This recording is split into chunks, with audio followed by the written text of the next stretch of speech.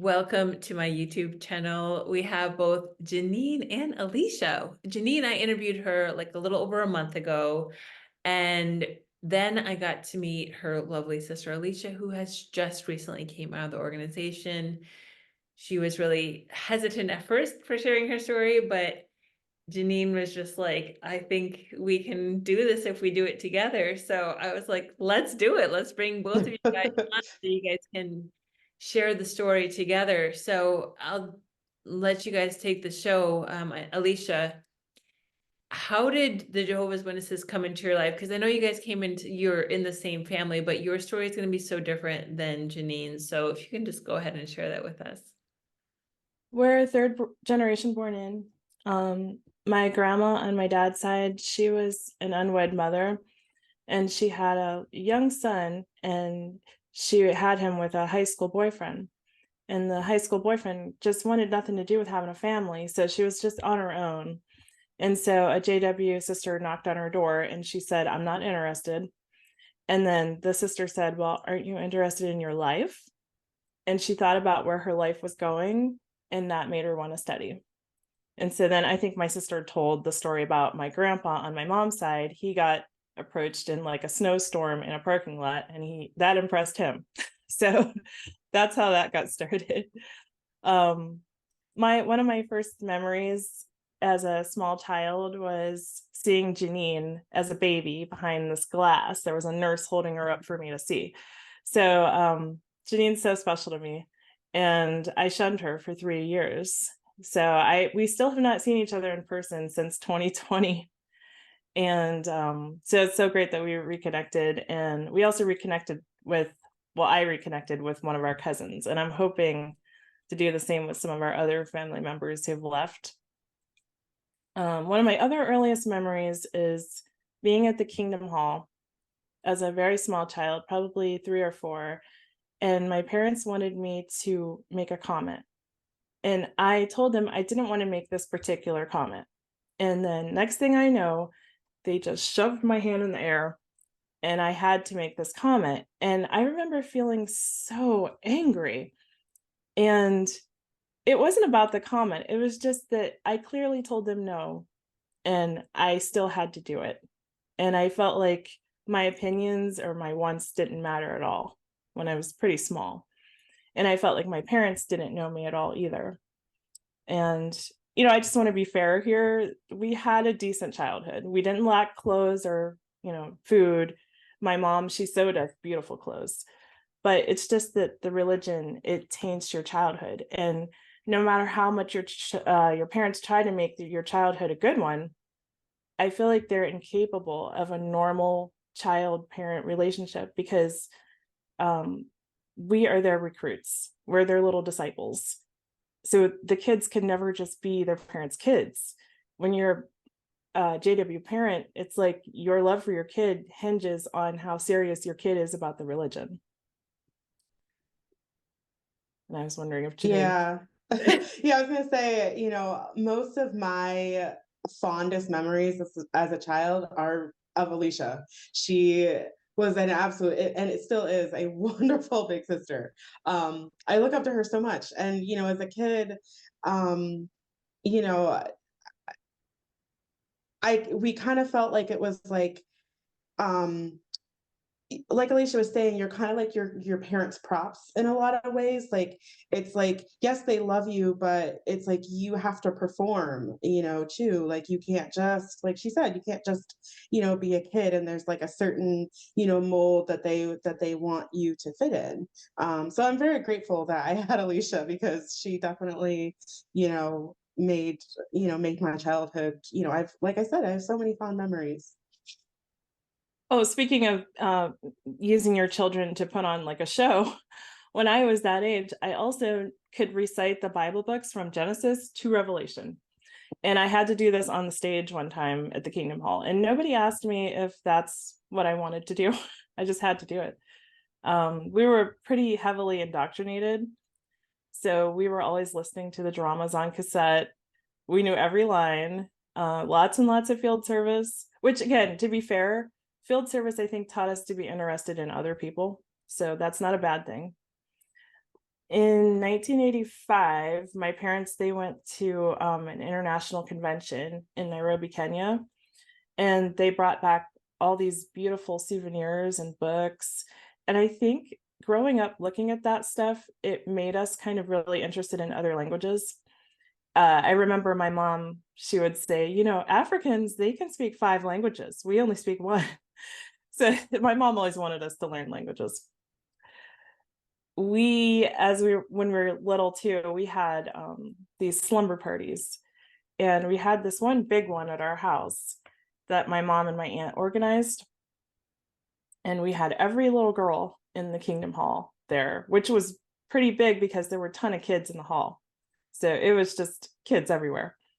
And I invited my neighbor girl because she was my friend that I hung out with the most, but she wasn't a witness.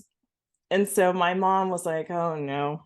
So she had to go over to the neighbor's house and uninvite the girl to her mom and say it's just like the people from our religion. So I was so embarrassed about that.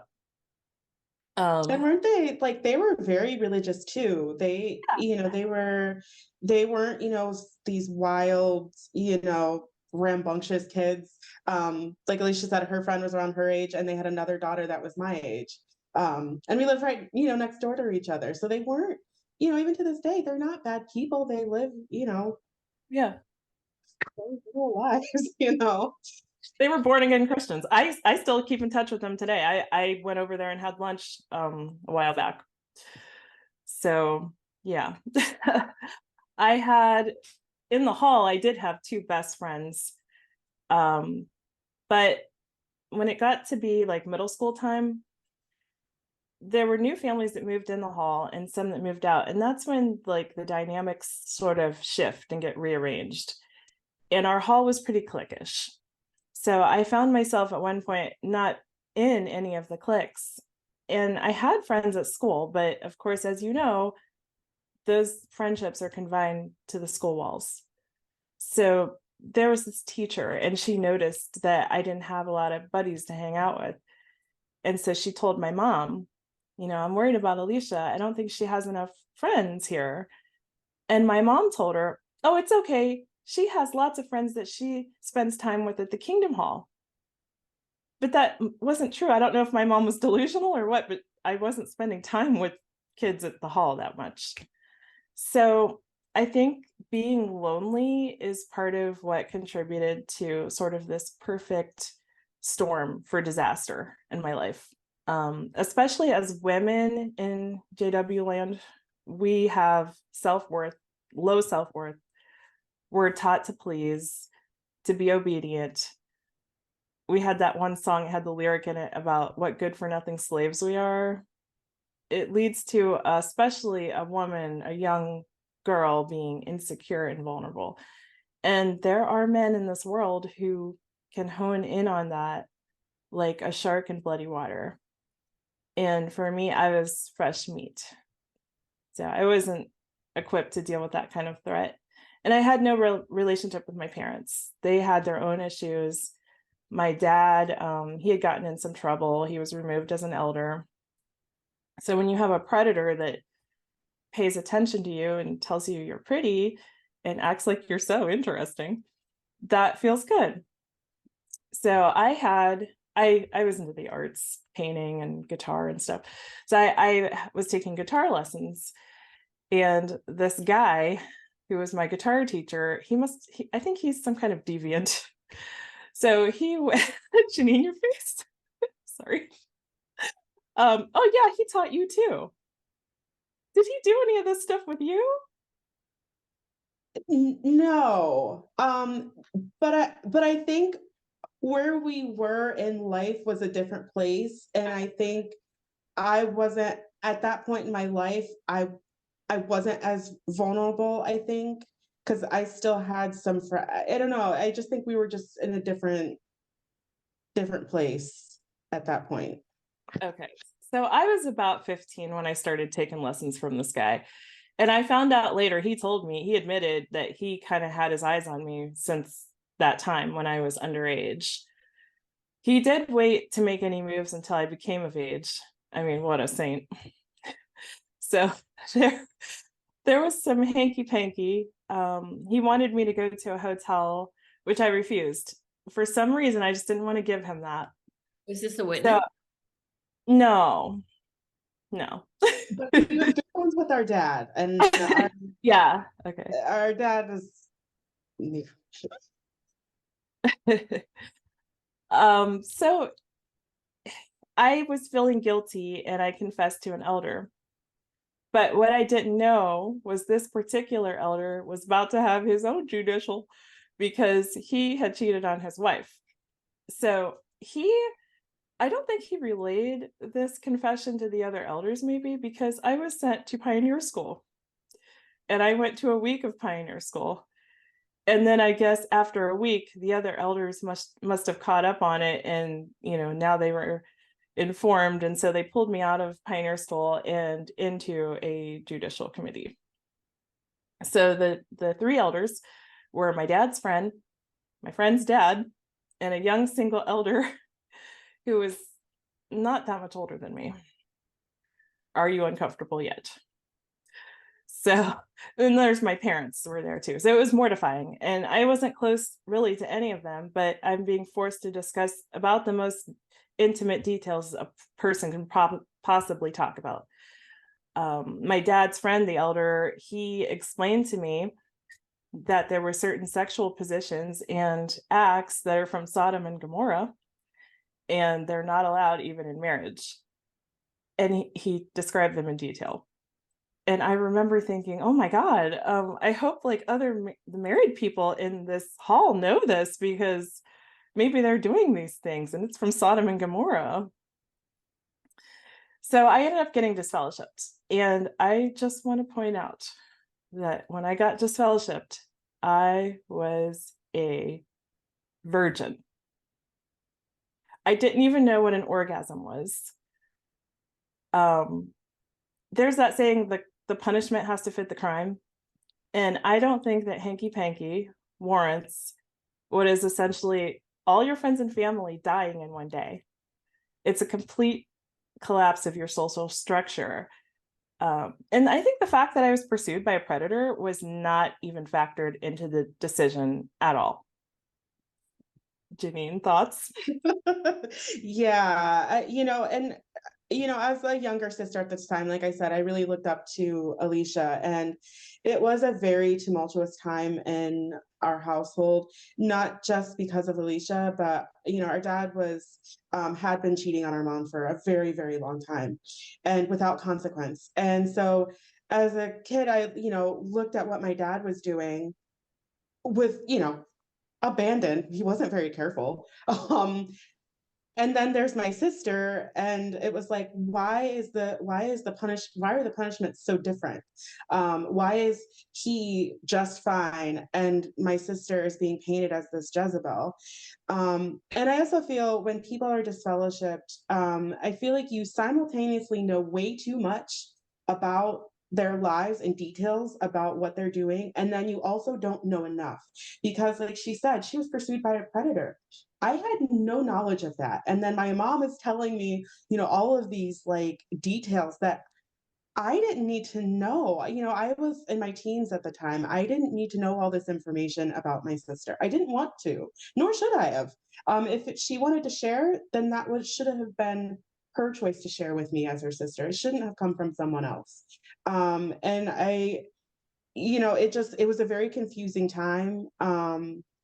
My father eventually was disfellowshipped, but there was quite a gap where we knew he was doing whatever he wanted and nothing would happen. And I still wonder to this day about his relationships and friendships with the elders and how much that played a role in him basically getting away with everything for decades.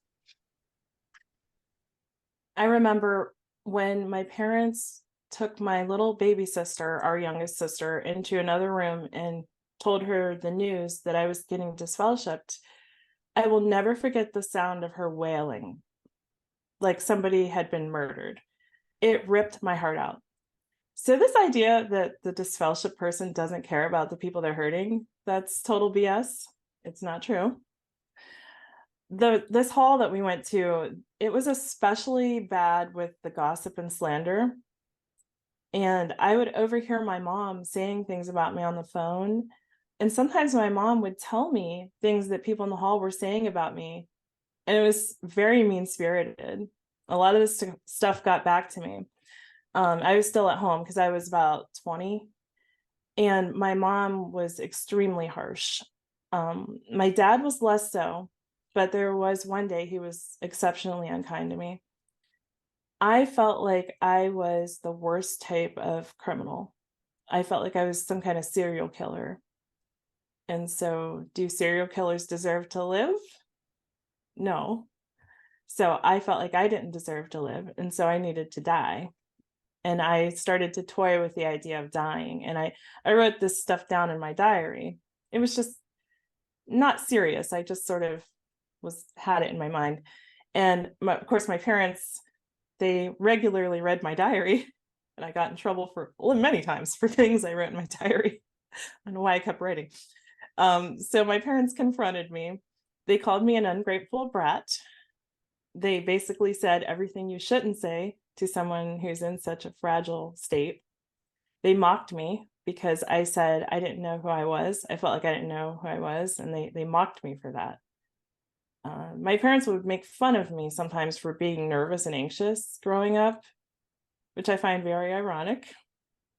And so at that time, I understood it's not safe to tell them personal things anymore. And so after that, what had been sort of a loose thought became a concrete idea, and I had a plan to take my life. They sent me to a shrink, which was a bad experience for me. It was humiliating, and it actually made me want to die more. I know at least 7 JWs and ex-JWs who have taken their lives, possibly 9, because there's 2 tragic deaths that I know about, but I'm not sure if it was or wasn't on purpose. So, and at that time, there was absolutely no help from the congregation, no help from my parents. I consider disfellowshipping to be a violent act. It's an inhumane crime. I can't explain why, but I changed my mind and I started to pull myself up and out of the depression. But it's not from help from anybody. I knew even as a PME, it was me doing all the work. It was not Jehovah. Even as a PME, I knew that. I got some new hobbies that kind of helped. So I got reinstated. It was not like the story of the prodigal. There were people who still refused to talk to me, even like some snobby pioneer sisters, 2 of them. I would walk in the hall and I would say, "Hi, how are you?" And they would just look the other way like I didn't exist. So that was fun. Yeah, I think something in me kind of died from that experience, though, even though I did pull myself up, because before that I was real creative. I like to paint, things like that. And that kind of stuff kind of died. And I never was a regular pioneer again. I was just kind of afraid of failure, and I felt like I was not able to survive like another judicial. And I started to get into Vietnamese because my mom always pushed us to go into languages, and that was the one that I liked. There was a sister in our hall that was Vietnamese, so I was very zealous with that. I pretty much anywhere in Northeast Ohio that you could go, I've preached there. And So I just want to interject that she is she really was really good at connecting with Vietnamese people, and you could see how happy they were to, and impressed that she was learning their language, and she became very fluent in the language fairly quickly. And I think a lot of times, like in foreign language, it's the people who are considered like the good ones are good at the language are usually like the elders and pioneers, and people are like super zealous. And I was so proud of her that, even though she wasn't, a pioneer or whatever at the time, like she really was doing a lot with learning Vietnamese and very successful at it too. So you knew, Janine, Russian and French, if I'm not mistaken, like my Mhm. memory. Yeah. And we have Alicia that knew Vietnamese. Like how on fire was your mom about you guys knowing all of these languages? She must I think, think man, I'm so proud of my girls. I think, she really, it was a way to connect with people, with different types of people, and they really did, help us to appreciate other cultures and be interested in other things. So I am, grateful for that, because it's, led to other, good things in my life, well, Alicia too. Yeah. You can So go. after I got reinstated, I was back, but there was a kind of apathy that had settled upon me. And it pretty much lasted for the rest of the time I was a JW. And I would think things like, man, I spend so much time doing all these uncomfortable things that I really don't want to do. And this is kind of weird, but I would always think, why is everything in the JW world so serious? Because Jehovah's supposed to be the happy God. I like to laugh. I like to joke around. Why is everything so serious? It's just a little thing. So then I'll get into like COVID. So our little sister, the youngest one, she speaks Swahili, and she married somebody in Tanzania, and so they came back here to the States right before COVID hit, and they stayed with me and my husband. That was really fun. And then they moved to Kentucky. Well, right then was when Janene, who had been PMO for like a decade, decided to exit stage left in DA. And my mom had been in India doing need grader stuff. So she came back during COVID, and she was living in our basement. And my mom had actually moved in with my husband and I when we had been married about less than a year. So I'll let you think about how great that was. Because me and my mom, we've always had problems anyway. But when she was there, my mom, I kind of found it unbearable, because her reaction to Janene disassociating, it took me decades back to when I was DF'd and how she had reacted then. And I miss Janene a ton. And then I have this difficult mother. And she's extremely uber preemie, my mom.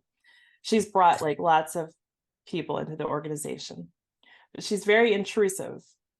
So just to give you an example, I had for years studied the watchtowers, the physical ones, English and Vietnamese side by side.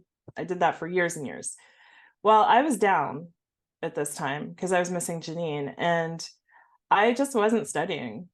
So I had all these magazines, and I thought, we have the digital, I'm just going to put these in the trash. So my mom goes into my trash and sees those, and she takes them out and like looks at all of them to see if they're studied. And then she must have called the elders, because next thing I know, they're not dropping them off anymore to me during COVID. And I overheard her telling an elder on the phone that I was cooking during the convention, and she was mad about that. But I remember thinking, oh my gosh, I'm 40 years old and my mom's reporting on me to the elders. This is insane. So,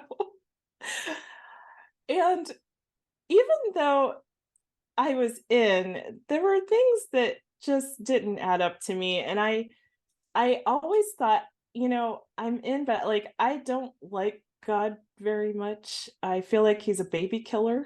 I feel like he plays mind games with his servants, like Abraham. I never believed that my neighbors, like the ones we were talking about, would just be destroyed at Armageddon, because they're really good people. I didn't like the disdain that some witnesses have for non-witnesses. As an example, when 9/11 happened, I remember watching the footage and I was crying, and there was this pioneer sister who was making fun of me. She was like, "You're crying for those people?" I'm like, "They're people." So and around this time, my kid, he was like 3.5, and I was reading him a Bible story, and he looked up at me, scrunched up his face, and he said, "Mom, that doesn't make any sense." And I couldn't make it make sense. And I never wanted him to get baptized, because I never wanted to have to shun him. This is when I was mentally in. I didn't want him to need a blood transfusion. And I thought, if he did, my husband has always refused to sign a medical directive because he didn't believe in that. And so my husband could take over and get him the blood that he needed, is what I would think. My son, he never liked field service or the meetings. He hated them. Like, we would go out in service and there'd be like a pioneer sister that would say, "Who's your favorite Bible character?" And he would say, Jehovah. I'm sorry. It's so funny to me. And he would say, "Mom, why do we have to do this? I don't want to wear these uncomfortable clothes." And I would think, man, being a JW is so uncomfortable. And even now, when we go drive past the Kingdom Hall, he always tells me, "Mom, I'm so glad we don't go there anymore." So there were some things that kind of like happened that kind of made me ready to wake up. I wasn't all the way woken up yet. And one of them was this game that I saw being played on a podcast called We're Not Really Strangers. And they have these questions that are designed to bring people closer together. And one of the first questions that I saw in there, it was about, what was your first happy memory as a small child? And so I thought about it, and I had memories as a small child, but none of them were all that happy. And I started to realize that I was miserable as a small child until I got my siblings. And so looking at the questions from this game, it kind of became sort of a meditation that was prompted by the questions. And I started to start to understand the nature of this dysfunctional relationship that I had with my parents. And I thought, this generational religious trauma, it's going to stop with me. With my kid, I try to let him know, I see you, honey, I understand you. And so this game, it opened my mind to some things that were kind of off limits before. And before this, I had felt these things, but I didn't have the words for them. So once I started to get the words for my feelings, I was able to just understand them a lot better. And when Janene disassociated, I was not angry, but I was very curious, and I was dying to know what was so compelling that she had to leave, because Janene's a very smart person. Like, I know she wouldn't just do something for no good reason. So every day for 3 years, I asked myself, what is it? And I thought about like all these toxic people who had done things wrong to Janene, especially our grandmother on our mom's side, and got away with it. And I thought, none of these people were worldly. They were all witnesses. And that bothered me. And then I got sick for a month with COVID one year ago, around this time, the same time. And I didn't go to meetings for a month. I did do service because I did letter writing. Not one elder called me to check on me during that month. And there was just like 2 sisters who texted me. And so at the end of the month, I spent a day where I was just like, these people are not my friends, and this is not how I want to live my life. And I miss my sister. So I sent Janene some pictures of my son and a note. I think I told her, my world is dimmer without you in it. And I was hoping she would tell me her reasons for leaving, but she did not at all. So on my end, at that point, I had kind of resolved that I was no longer going to have, a close relationships with my sister again. I was sad about it, but it was reality at that point. And so I had, done a lot of crying, a lot of, this is reality. You're going to be fine. You can still live your life. You still love them. They still love you, kind of just facing reality and being at peace with it. And I finally was at a point where I was at peace with it. And I got this letter. I actually still have it. I so I when I got the letter and I read it, it was like a crack, and I was like, okay, I have like dealt with this, and I knew, I was like, I can't open that up again and lose my sisters again. And so I didn't want to get my hopes up because I was like, I don't want to go through that pain again.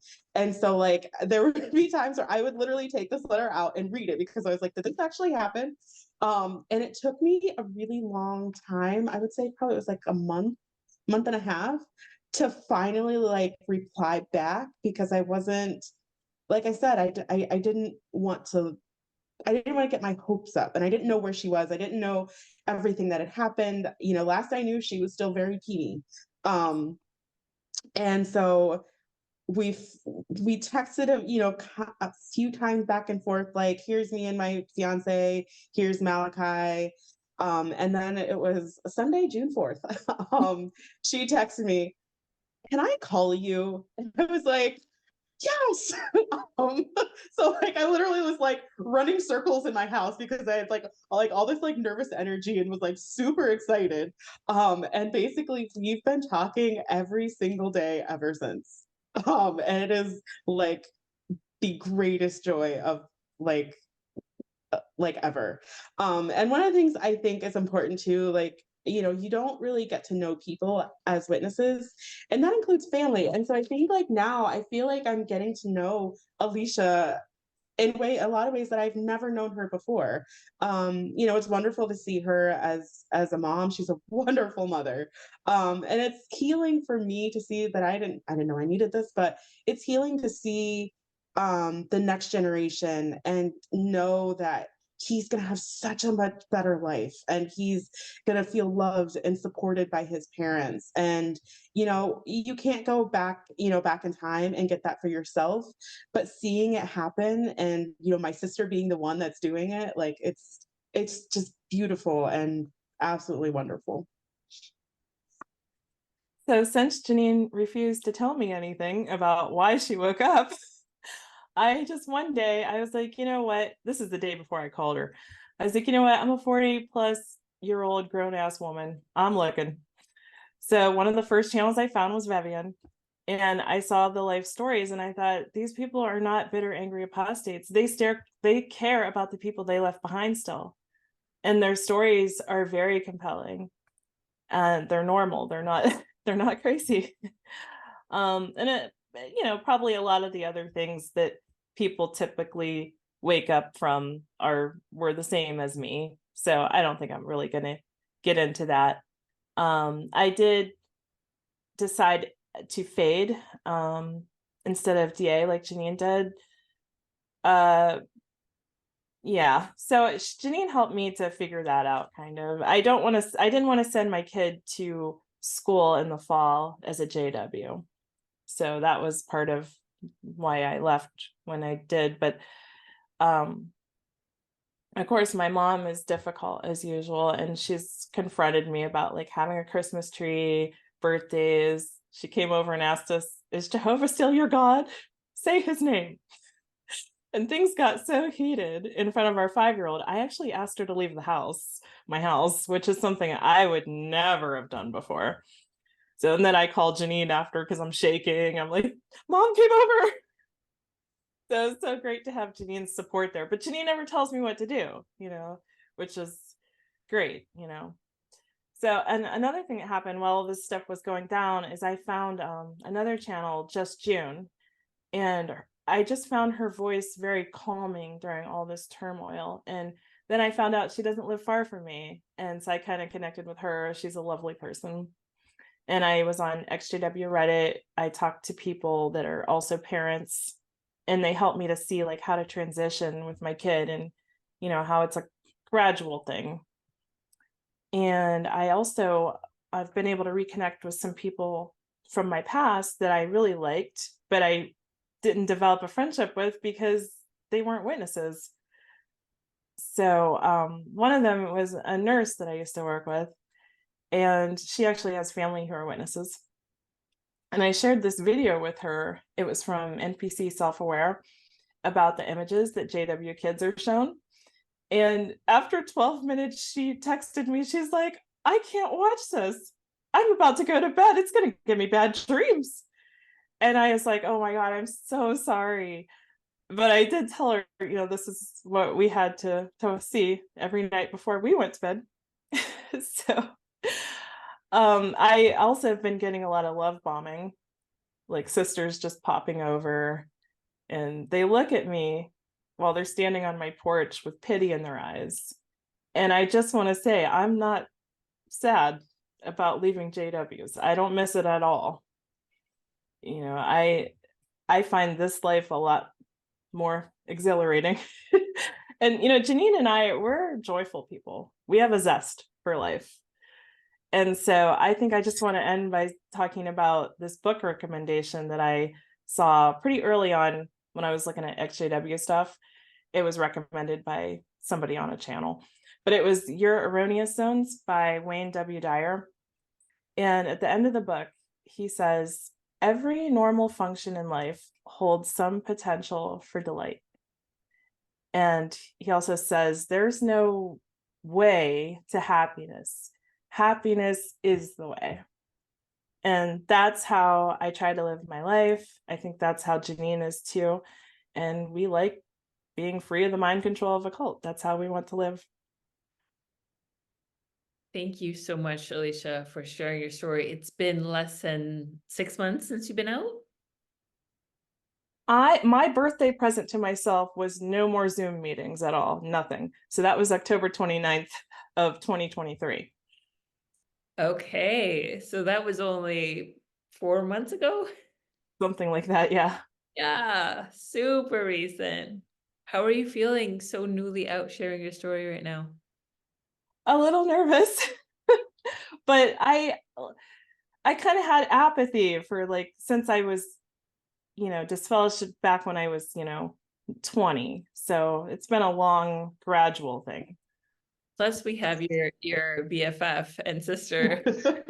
Yeah, and Supporting. it's interesting. Yeah, I was just gonna say it's interesting to see like her progression over the time and like how like I remember when we first reconnected, um and she would interact with our mother, like she would just get so nervous. And when people would come over, like the anxiety, and like I'm like, I hope that that doesn't last, because like that's not a way to live.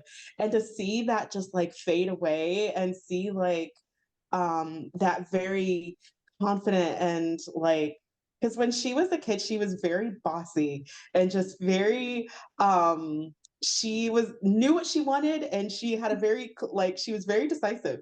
And like to see that coming back is like, as her little sister, like it's so wonderful. Like I it's hard to put into words like how much joy I have in like and being a part of this process. And it's like it's such a gift to be able to reconnect and actually like see people go through things. And it's you a lot of times once you're out you kind of wax and wane, and there's no real end point. You kind of just keep living your life. And it's so special that we get to do that together. Super special. Thanks again for suggesting that you guys do it together. I think it adds so much more character to Alicia's story and gives it a whole nother layer. And your youngest sister. So if you can so you left. I know, Janine, you haven't talked to her in years. What's the status with her? She's still paying as far as I know. I so I can't really speculate on where she is at this point. It would be my greatest joy for the three of us to be out together. But that's her journey, that's her story. So I can be hopeful. I'm more hopeful now, honestly, because I never thought like me and Alicia would reconnected. So it's kind of like, what, I'm gonna allow myself to hope for that, and not shut that door, so quickly and so soundly, because you really never know. I think a lot of people never thought the two of us would ever, leave, but you never know. So I have hope. I think um it would be wonderful for the three of us. We're so drastically different personality wise, but we really are really close, and have so much love for each other. Yeah, that would be great. And Alicia, were you guys close? Because I know Yeah, all three of us, I would say, are equally kind of close. Yeah. okay, and are you the only one? My sister is shunning me now. Yes. Yeah, it's kind of a soft shun. She'll talk to me about my kid, Okay, good. but anything else is kind of off limits. We kind of both know that, so I don't even try. Okay. And your dad never got back into the religion? So no, he still disfellowshipped. And so that was one of the people that I wanted to reconnect with. However, I met up with him after I left, and he is very, very, very still mentally in. In fact, he was very upset that I left.